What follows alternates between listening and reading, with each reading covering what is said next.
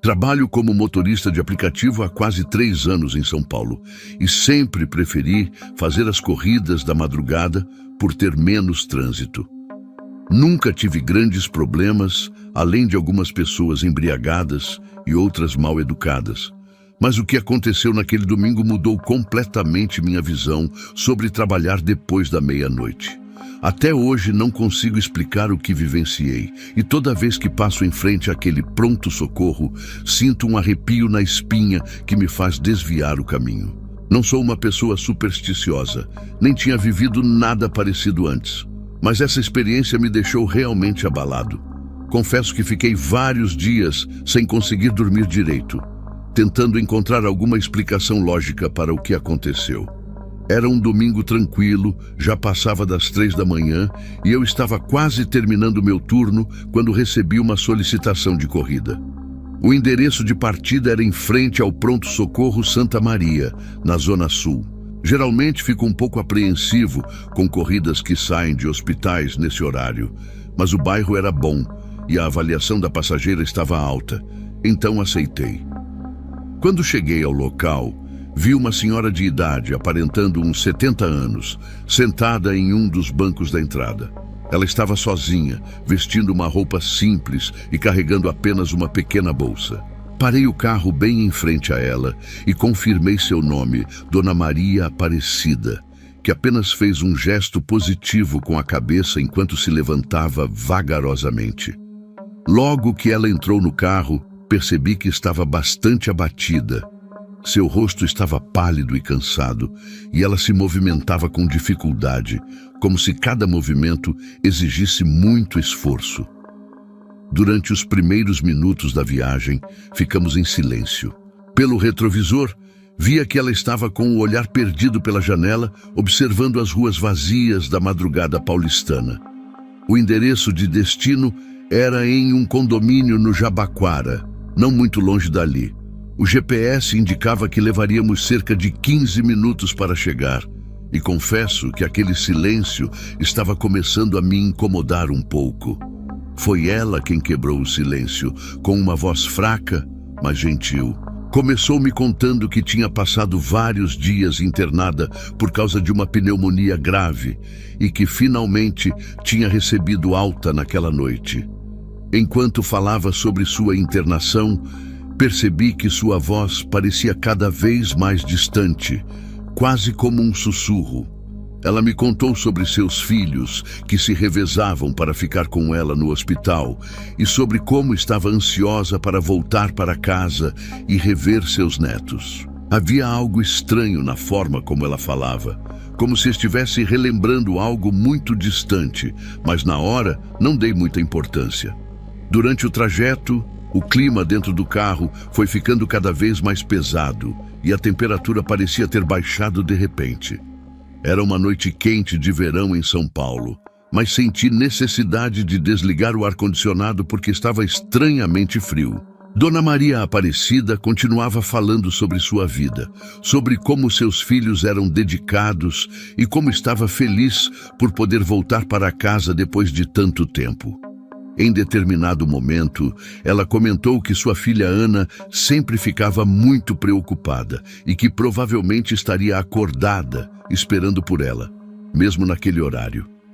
Enquanto ela falava, notei que sua imagem pelo retrovisor estava ficando meio embaçada, mas achei que fosse apenas cansaço dos meus olhos depois de tantas horas dirigindo. Quando finalmente chegamos ao condomínio, parei em frente ao portão e toquei o interfone do apartamento que constava no aplicativo. Depois de alguns segundos, uma voz feminina, claramente embargada, atendeu. Expliquei que era o motorista do aplicativo e que estava trazendo Dona Maria Aparecida. Do outro lado da linha, ouvi um soluço, seguido de um silêncio angustiante. A mulher, com a voz trêmula, disse algo que fez meu sangue gelar. Isso é algum tipo de brincadeira? Minha mãe faleceu há 2 horas, aqui nesse hospital. Imediatamente, olhei para o banco de trás pelo retrovisor, mas não havia mais ninguém lá. Apenas a sensação do frio intenso permanecia. Minhas mãos começaram a tremer enquanto eu ainda segurava o volante, tentando processar o que estava acontecendo. Olhei novamente para o banco traseiro, agora virando meu corpo inteiro, mas realmente não havia ninguém ali. A pequena bolsa que ela carregava também não estava em lugar nenhum. Minha mente tentava desesperadamente encontrar alguma explicação racional. Talvez fosse outra Maria Aparecida. Talvez eu tivesse entendido errado o endereço. Ou quem sabe a mulher no interfone estivesse confusa. Mas eu sabia que tinha confirmado todos os dados antes de iniciar a viagem, como sempre faço. O mais assustador era que eu ainda conseguia sentir o cheiro de talco e remédios que vinha dela, mesmo não havendo mais ninguém no carro. Naquele momento, percebi que minhas pernas estavam bambas demais para dirigir. Estacionei o carro na primeira vaga que encontrei perto dali e fiquei alguns minutos tentando me acalmar. Peguei meu celular para verificar os detalhes da corrida no aplicativo e foi aí que tive outra surpresa que me deixou ainda mais apavorado. A corrida não constava no meu histórico.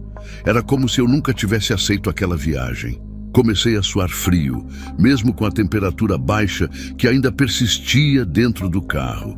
Tentei ligar para o suporte do aplicativo, mas desisti ao perceber que não saberia nem por onde começar a explicar o que tinha acabado de acontecer. Passei o resto daquela madrugada em claro, andando de um lado para o outro no meu apartamento. A cada minuto que passava, mais real parecia tudo o que tinha acontecido. Eu conseguia lembrar perfeitamente cada detalhe. O banco onde ela estava sentada em frente ao hospital, sua voz fraca falando dos filhos, até mesmo o tecido do vestido simples que ela usava. Quando o sol começou a nascer, tomei uma decisão que talvez não tenha sido a mais sensata. Voltei ao pronto-socorro. Precisava saber se não estava ficando louco. Na recepção, perguntei sobre Dona Maria Aparecida, tentando manter a voz firme. A recepcionista, após checar no sistema, confirmou que realmente uma paciente com esse nome havia falecido durante a madrugada, por volta da 1 da manhã, após complicações de uma pneumonia grave. Já fazem 2 meses desde aquela noite, e até hoje não consegui voltar a fazer corridas de madrugada. Mudei meus horários para trabalhar apenas durante o dia. E mesmo assim, ainda fico nervoso quando preciso pegar passageiros em hospitais. Tenho medo de contar essa história para as pessoas e acharem que estou inventando ou que fiquei maluco, mas sei exatamente o que vivenciei naquela noite. Às vezes, quando estou dirigindo sozinho, sinto aquele mesmo frio repentino no carro e meu corpo inteiro se arrepia. Nunca mais passei perto daquele condomínio no Jabaquara e sempre que posso, evito até mesmo aquela região. Sei que muita gente não vai acreditar no meu relato, mas depois dessa experiência, passei a acreditar que existem coisas entre o céu e a terra que a nossa razão não consegue explicar. O mais estranho de tudo é que depois que postei esse relato em alguns grupos, recebi mensagens de outros motoristas de aplicativo que passaram por experiências parecidas. Um deles até me contou que também pegou uma corrida com uma senhora idosa no mesmo hospital, mas em uma noite diferente. Segundo ele, a passageira sumiu antes de chegar ao destino, deixando apenas 1/3 de plástico azul no banco de trás. Isso me fez pensar em algo que não tinha percebido antes. Naquela noite, Dona Maria Aparecida estava usando 1/3 muito parecido enrolado no pulso. Na hora não dei importância, mas agora essa lembrança não me sai da cabeça.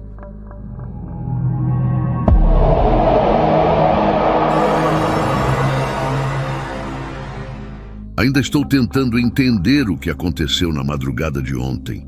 Não consigo parar de pensar se foi real ou se minha cabeça cansada estava me pregando peças.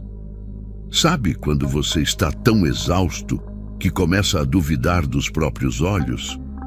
Era meu 15º dia seguido, trabalhando como motorista de aplicativo e ultimamente não tenho descansado direito.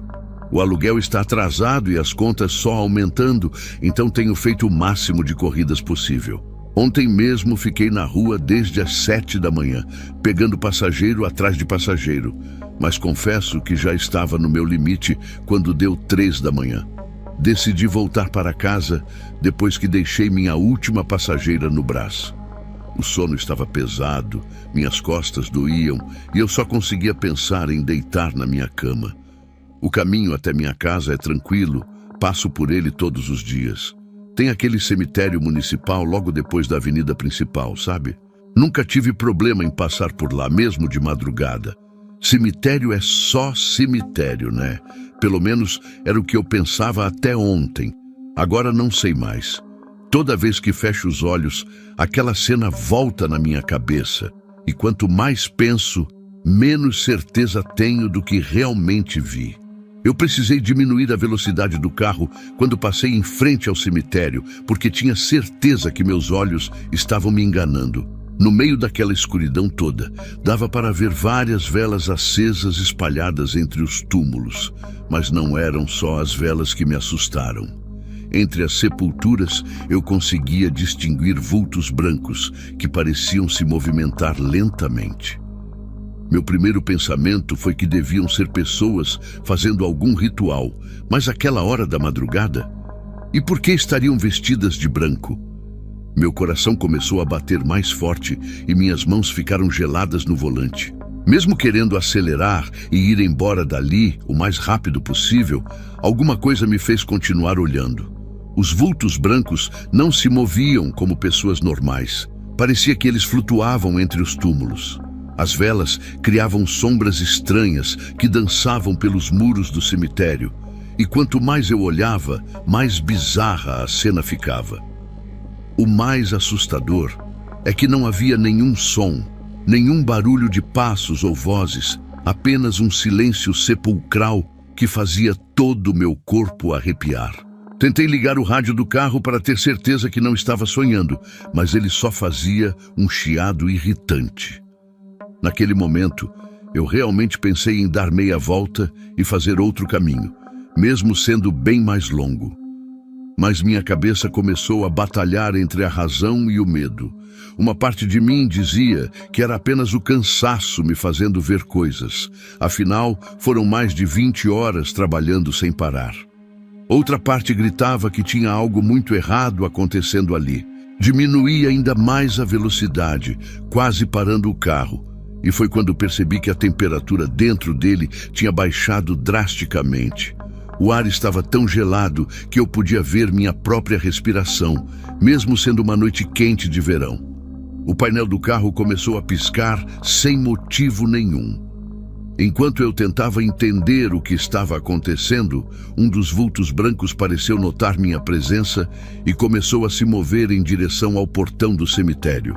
Foi nesse instante que senti meu corpo inteiro congelar. Não era uma pessoa, não podia ser. O jeito como se movia era completamente antinatural, como se flutuasse a alguns centímetros do chão. As velas começaram a piscar todas ao mesmo tempo, e as sombras pareciam se contorcer nas paredes. Meus dedos estavam tão apertados no volante que chegavam a doer, e eu podia ouvir meu próprio coração batendo nos ouvidos. O rádio continuava fazendo aquele chiado, mas agora parecia que tinha algo no meio dele, como se alguém tentasse falar.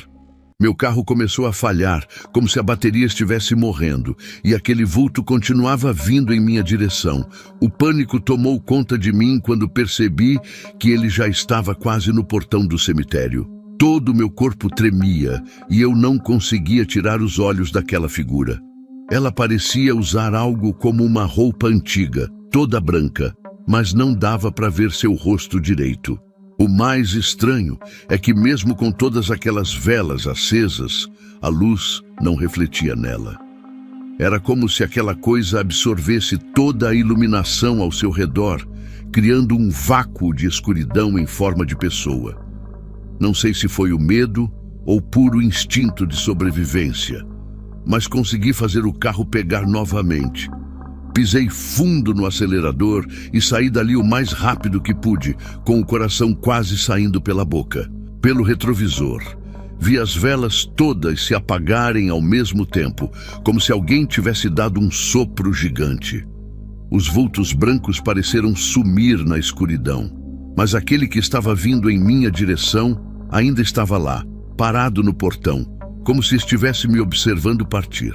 O rádio parou com o chiado e voltou a funcionar normalmente, tocando uma música qualquer, e a temperatura dentro do carro começou a voltar ao normal. Já se passou quase um dia inteiro desde que isso aconteceu, e ainda não consigo explicar o que vi. Dormi muito mal. Acordei várias vezes durante a noite com a imagem daquele vulto na minha cabeça. Hoje de manhã, movido pela curiosidade e querendo provar para mim mesmo que estava apenas cansado demais, passei de carro pelo cemitério. Estava tudo normal, sem nenhum sinal das velas ou qualquer coisa fora do comum. Perguntei até para o guardador de carros que sempre fica na rua se ele tinha visto algo estranho durante a madrugada, mas ele disse que não.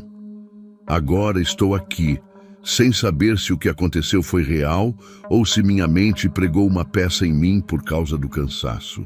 Só sei que não vou mais fazer aquele caminho de madrugada.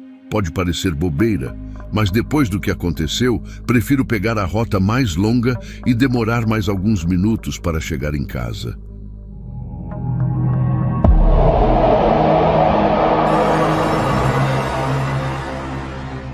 Já se passou um mês, mas não consigo tirar da cabeça os acontecimentos daquela quinta-feira que mudou tudo o que eu acreditava ser possível. Sou motorista de aplicativo há quase 3 anos e, como podem imaginar, já passei por todo tipo de situação estranha nesse trabalho, mas nada se compara ao que aconteceu naquela corrida. Era uma noite quente de outubro, dessas típicas do Ceará, quando recebi uma solicitação na praia de Iracema, por volta das 9h30 da noite. Estava prestes a encerrar meu dia, cansado após 10 horas de trabalho, mas algo me fez aceitar aquela que seria minha última corrida. Se eu soubesse o que estava por vir, não sei se teria feito essa escolha. Parei em frente a um restaurante conhecido da região, desses bem sofisticados, e logo avistei o casal que tinha solicitado a corrida.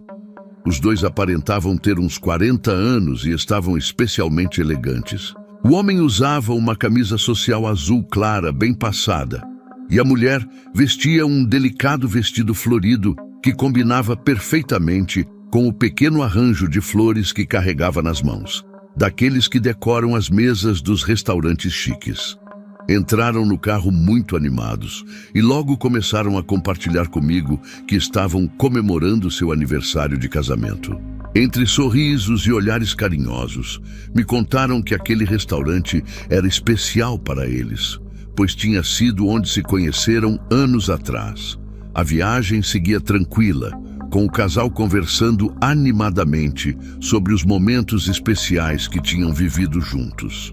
O destino era um condomínio no bairro Aldeota e no caminho o marido pediu para parar em uma loja de conveniência para comprar água.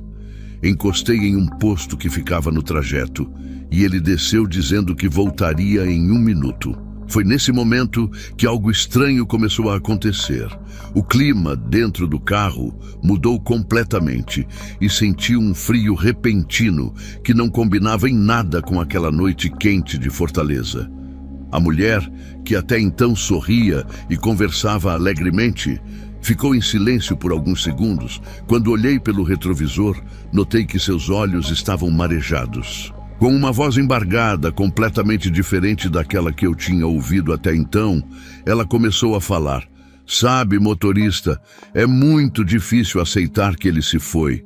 Faz exatamente 1 ano que perdi meu marido e toda semana eu refaço esse mesmo trajeto, relembrando nossa última noite juntos. Ele teve um infarto fulminante logo depois que saímos desse restaurante, bem ali naquela esquina. Senti meu corpo inteiro gelar naquele momento. Olhei novamente pelo retrovisor e percebi que estava sozinho no carro. A mulher tinha desaparecido, assim como o arranjo de flores que estava no banco traseiro. Minhas mãos começaram a tremer no volante e meu coração disparou de um jeito que nunca tinha sentido antes. Fiquei paralisado, tentando processar o que estava acontecendo. Lembrei que o marido tinha descido para comprar água, mas quando olhei para a loja de conveniência, não havia ninguém lá. O posto estava fechado e com as luzes apagadas, algo que eu não tinha notado quando parei. Com as pernas bambas, saí do carro para tentar entender o que estava acontecendo. O posto realmente estava fechado e, pela aparência, já fazia tempo. Havia até algumas placas de "não funciona" nas bombas de combustível. Peguei meu celular para verificar a corrida e ela tinha simplesmente desaparecido do aplicativo, como se nunca tivesse existido. Comecei a questionar minha própria sanidade. Será que tinha imaginado tudo aquilo? Mas era impossível. A conversa tinha sido tão real. Eu ainda conseguia sentir o perfume suave que a mulher usava e lembrar de cada detalhe das roupas que eles vestiam. Voltei para o carro tremendo e liguei todas as luzes internas, tentando me acalmar. Foi quando notei algo que fez meu estômago afundar. Havia um pequeno cartão caído entre os bancos traseiros. Com as mãos geladas, me estiquei e peguei o cartão. Era um folheto de missa de 7º dia, já um pouco amarelado pelo tempo. Quando li o nome impresso nele, meus olhos se arregalaram. Era o mesmo nome que o homem tinha me dito durante a viagem, com a data de falecimento exatamente de 1 ano atrás. O endereço da igreja onde a missa foi realizada era justamente na rua onde eu tinha pegado o casal. Naquela noite, não consegui mais trabalhar. Dirigi direto para casa com o coração na boca, pensando em cada detalhe do que tinha acontecido. No dia seguinte, movido por uma mistura de medo e curiosidade, passei em frente ao restaurante onde tinha pegado o casal. Criei coragem e entrei para perguntar sobre eles. O maître, um senhor já de idade, ficou pálido quando mostrei o cartão da missa. Me contou que conhecia bem o casal, que eram clientes frequentes, e confirmou a história. O homem realmente tinha falecido de um infarto fulminante há 1 ano, logo após comemorarem o aniversário de casamento naquele mesmo restaurante. Já se passou 1 mês desde aquela noite e ainda não consigo explicar o que aconteceu. Continuo trabalhando como motorista, mas agora evito passar por aquela região depois que escurece. Às vezes, quando estou dirigindo tarde da noite, me pego pensando naquele casal e em como tudo pareceu tão real. A conversa animada, as risadas, até o perfume dela no banco de trás. O cartão da missa ainda está guardado na gaveta do meu quarto, mas não tenho coragem de olhar para ele novamente. Algumas pessoas me dizem que devo ter imaginado tudo, que o cansaço pode ter me pregado uma peça, mas eu sei muito bem o que vi e vivi naquela noite. De uma coisa eu tenho certeza: existem coisas entre o céu e a terra que a gente nunca vai conseguir explicar, e aquela corrida é uma delas.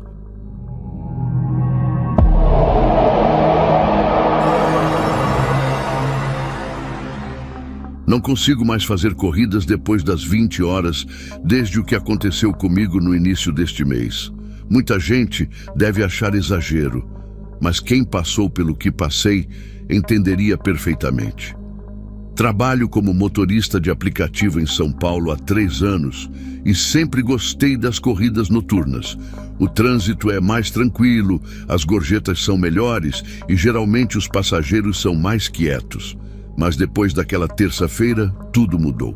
Estou compartilhando isso aqui no fórum, porque preciso tirar esse peso do meu peito, mesmo sabendo que algumas pessoas podem duvidar do meu relato. Só quem viveu algo assim sabe como é difícil carregar uma experiência dessas sozinho. Estava chovendo fino naquela noite, uma dessas garoas típicas de São Paulo que deixam tudo com um aspecto meio nebuloso. Tinha acabado de deixar um passageiro no Tatuapé quando recebi uma solicitação de corrida do velório municipal da Vila Formosa. O valor era quase o dobro do normal. E mesmo sentindo um frio na barriga quando li a localização, acabei aceitando. As contas não se pagam sozinhas, não é mesmo? Quando cheguei ao local, quase desisti. O velório estava praticamente todo às escuras, com apenas uma lâmpada fraca iluminando a entrada principal. Na frente do prédio, só havia um Chevette bem antigo, todo empoeirado, como se estivesse ali há dias. O silêncio era tão pesado que eu conseguia ouvir meu próprio coração batendo. Logo avistei uma senhora parada embaixo daquela luz amarelada. Ela vestia roupas pretas da cabeça aos pés, incluindo um véu que cobria parcialmente seu rosto. Quando abriu a porta do carro, pude sentir um cheiro forte de flores, daqueles que são típicos de velório. Ela se sentou no banco de trás sem dizer uma palavra, apenas confirmou com a cabeça quando perguntei se ela era a passageira da corrida. Durante os primeiros minutos, o único som que se ouvia era seu choro baixinho, contido, como se ela tentasse não chamar atenção. Eu tentava me concentrar no caminho, mas pelo retrovisor conseguia ver que suas mãos não paravam quietas, apertando uma bolsa preta de couro que carregava no colo. O endereço de destino era em uma região mais afastada, perto do Parque do Carmo. Enquanto dirigia, comecei a notar que ela estava cada vez mais agitada. A senhora pegou o celular da bolsa com as mãos trêmulas e começou a fazer ligações. Falava tão baixo que eu mal conseguia entender o que dizia, mas dava para perceber que ela repetia várias vezes as mesmas palavras, como se estivesse implorando por algo. O que mais me incomodava era que, entre uma ligação e outra, ela ficava mexendo freneticamente na bolsa, como se procurasse alguma coisa importante. Confesso que meu coração começou a acelerar, principalmente porque já estávamos entrando em ruas cada vez mais desertas. Depois de uns 20 minutos de viagem, começamos a entrar em uma rua sem saída, cheia de casas antigas. A maioria parecia abandonada, com muros descascados e jardins completamente tomados pelo mato. Diminuí a velocidade para procurar o número que estava no aplicativo, e foi nesse momento que notei algo estranho. Algumas luzes começaram a se acender nas casas conforme passávamos. Não eram luzes normais, eram aquelas antigas, amareladas, que piscavam de um jeito irregular. O mais assustador é que isso só acontecia nas casas que ficavam exatamente do lado por onde passávamos, como se algo ou alguém estivesse acompanhando nosso trajeto. Quando finalmente encontrei o número da casa, meu sangue gelou. Era a última construção da rua, uma mansão antiga de 2 andares que parecia estar abandonada há anos. O portão de ferro estava completamente enferrujado e o jardim da frente tinha árvores tão grandes que praticamente cobriam a fachada. Assim que parei o carro, todas as luzes da casa se acenderam de uma vez só, mas de um jeito diferente das outras. Era como se alguém tivesse ligado a energia depois de muito tempo. A senhora parou de chorar instantaneamente e ficou em completo silêncio, ainda sentada no banco de trás, sem fazer qualquer movimento para sair do carro. Minhas mãos estavam suando tanto que mal conseguia segurar o volante. Por alguns segundos, ficamos os dois parados em completo silêncio, apenas observando aquela casa sinistra. Tentei olhar pelo retrovisor para ver a reação da senhora, mas ela tinha abaixado a cabeça e segurava a bolsa com tanta força que seus dedos estavam brancos. O aplicativo indicava que a corrida tinha chegado ao fim, mas algo me dizia que aquilo estava longe de acabar. Quando finalmente criei coragem para perguntar se ela precisava de ajuda para descer, a senhora levantou o rosto e, pela primeira vez desde que entrou no carro, pude ver seus olhos através do véu. Estavam completamente vermelhos, como se ela tivesse chorado por dias seguidos. De repente, ela começou a tirar várias fotos antigas da bolsa, espalhando-as pelo banco de trás do carro.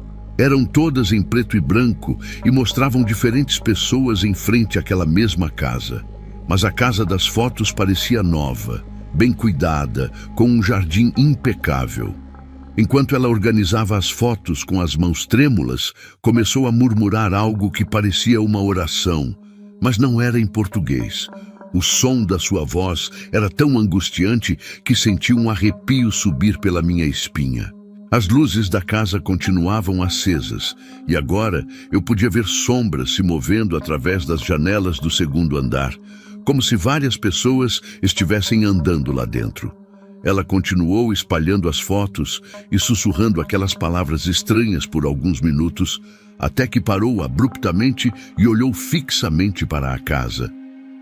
Foi quando notei que as sombras nas janelas também tinham parado de se movimentar, como se estivessem esperando alguma coisa acontecer. A senhora então começou a pegar as fotos de volta, uma por uma, mas de um jeito metódico, organizado, completamente diferente da agitação de antes. Suas mãos não tremiam mais e ela tinha parado de chorar. O silêncio era tão profundo que eu podia ouvir o barulho das fotografias sendo guardadas na bolsa, um som que parecia estranhamente alto naquele momento. Quando terminou de guardar todas as fotos, ela simplesmente abriu a porta e saiu do carro sem dizer uma palavra. Fiquei paralisado, observando enquanto ela caminhava em direção ao portão enferrujado. Sua postura estava diferente. Ela andava ereta, decidida, como se não fosse mais a mesma pessoa frágil e chorosa que tinha entrado no meu carro. O portão se abriu sozinho quando ela se aproximou, fazendo um barulho agudo de metal que cortou o silêncio da noite. Nesse momento, todas as luzes das outras casas da rua se apagaram ao mesmo tempo, deixando apenas a mansão iluminada. A senhora atravessou o jardim e, quando chegou à porta da frente, virou-se na minha direção e fez um pequeno aceno com a cabeça, como se estivesse se despedindo. Assim que ela entrou na casa, todas as luzes se apagaram de uma vez, como se alguém tivesse cortado a energia. Fiquei alguns segundos olhando para a mansão escura, tentando processar tudo o que tinha acontecido. Foi quando percebi que o cheiro de flores que ela tinha trazido ainda estava muito forte dentro do carro. Liguei o carro imediatamente, querendo sair dali o mais rápido possível, mas quando olhei para o banco de trás, pelo retrovisor, meu coração quase parou. Uma das fotografias tinha ficado caída no chão do carro. Pensei em sair, tocar a campainha e devolver a foto, mas algo dentro de mim dizia que era melhor não fazer isso. Com as mãos tremendo, peguei a fotografia. Era diferente das outras que ela tinha mostrado. Essa parecia mais antiga e mostrava um grupo de pessoas em frente a um caixão. O que me deixou gelado foi que, olhando mais de perto, reconheci o velório da Vila Formosa ao fundo, exatamente como ele era hoje, e uma das pessoas na foto era idêntica à senhora que tinha acabado de deixar na mansão. A foto tinha uma data escrita a lápis no verso: 15 de outubro de 1972. Arranquei com o carro dali o mais rápido que pude, e quando olhei pelo retrovisor uma última vez, podia jurar que vi várias silhuetas observando pela janela do segundo andar. Nunca mais fiz uma corrida depois das 22 horas, e aquela fotografia ainda está guardada na gaveta do meu quarto. Às vezes, acordo no meio da noite achando que sinto aquele mesmo cheiro de flores dentro de casa.